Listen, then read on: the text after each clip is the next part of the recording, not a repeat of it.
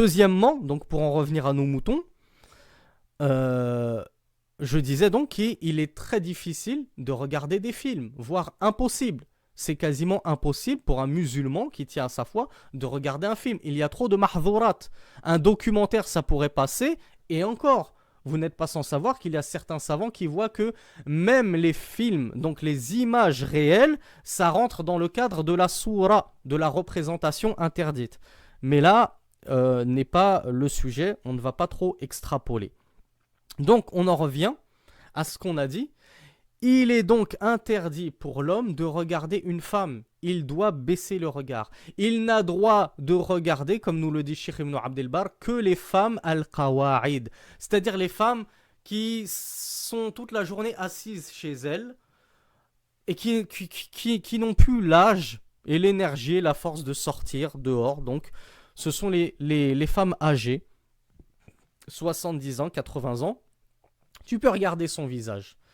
Tu peux regarder son visage. Bien sûr, uminatil fitna. Parce qu'il peut y avoir des femmes de 70 ans, 80 ans qui ont encore une certaine part de beauté et qui pourraient être source de tentation, notamment auprès de certaines personnes qui ont une prédilection pour les personnes âgées. Hein. On ne va pas se mentir, il existe des gérontophiles. Il existe des personnes qui ont une attirance physique, charnelle pour les personnes très âgées. Donc, fitna, si on est sûr qu'il n'y a pas de fitna, on peut regarder une femme âgée. Mais une jeune femme, non. Même si on est sûr qu'il n'y a pas de fitna, on baisse le regard. On baisse le regard. C'est pour ça que l'imam Ibn Abdel Bar nous dit Wassalamatu min dhalika afdal.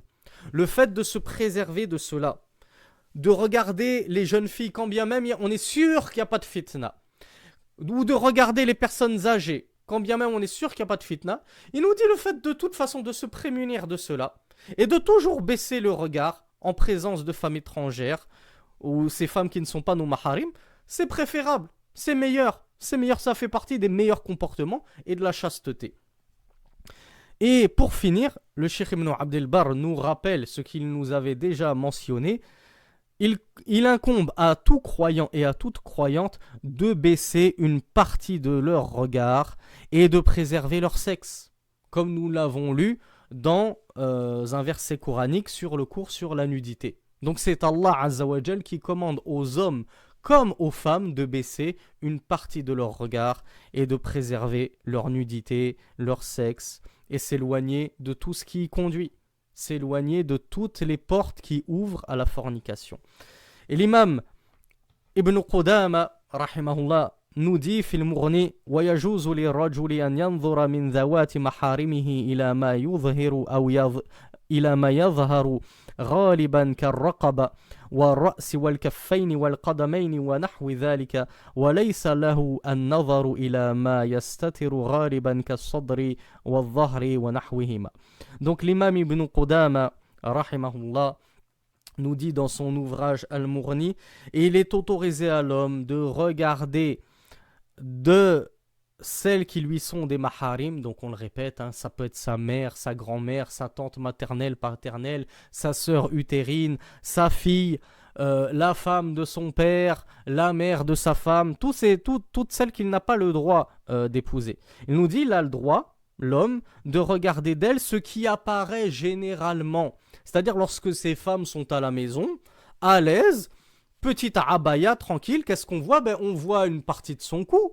Hein, elle va pas se casser la tête à bien fermer sa abaya chez elle, hein, même une abaya légèrement avec une encolure. Elle ne met certainement pas le voile chez elle. Je vois pas pourquoi une femme devrait porter le voile alors qu'elle est seule chez elle.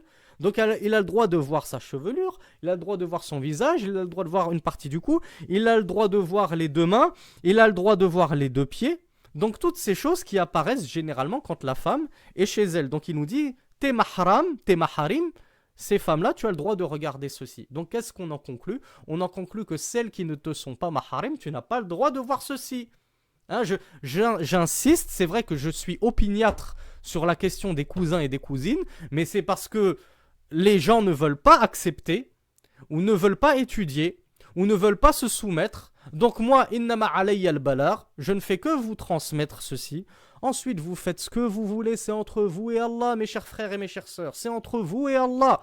Je ne suis pas votre père. Je ne suis pas le muallim avec son bâton qui va vous taper si vous faites une bêtise. Je vous dis juste hada halal wa hada haram. Ensuite, c'est vous qui pratiquez votre religion comme bon vous semble. Walakin ittaqullah. Je ne peux que vous donner ce modeste rappel et que je m'adresse à moi en tout premier lieu. An nattaqi Allah. Qu'on craigne Allah. Craignez Allah. Craignez Allah si vous voulez gagner les jardins du paradis. Les cousins, les cousines ne sont pas maharim les uns pour les autres. Donc tu n'as pas le droit de regarder la chevelure de ta cousine. Et même, comme on vient de le voir, tu dois baisser ton regard devant elle. Tu dois baisser ton regard devant elle. Et l'imam Ibn Qudama poursuit donc en disant que il n'est pas autorisé à l'homme de regarder de la femme mahram, cette femme dont il a le droit de voir pourtant la chevelure, les mains, les pieds. Il nous dit qu'il n'a pas le droit de voir ce qui généralement est caché d'elle, tel que son ventre, tel que sa poitrine, tel que son dos, etc., etc. Donc c'est pas parce que c'est un mahram que tu as le droit de l'accompagner au pèlerinage à la Mecque, qu'Allah vous le facilite à tous ainsi qu'à moi. Ce n'est pas parce que c'est ta mahram que tu n'as pas le droit de l'épouser, c'est la femme de ton père, etc., comme on l'a vu, que tu as le droit de jeter un coup d'œil sur sa poitrine ou sur son dos ou sur son ventre. D'accord ? Moi je sais de quoi je parle, hein, malheureusement, c'est très fréquent dans ma propre famille, et je suis sûr que je ne suis pas le seul.